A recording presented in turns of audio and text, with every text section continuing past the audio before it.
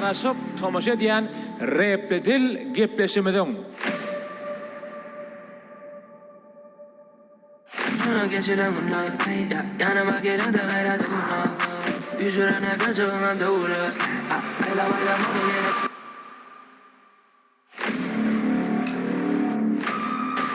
Görüp çözüp gitti deyip geplesinler diýilýän şu. Молодец!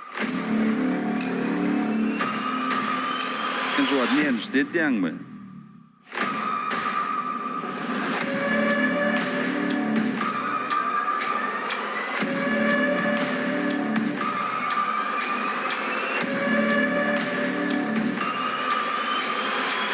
Men seni gutlayan edeyim, sen men favoritim onanay.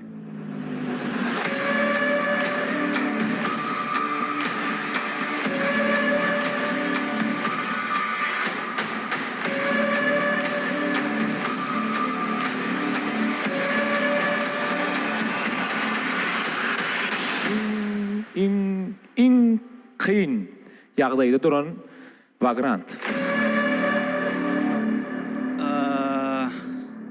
Show lirik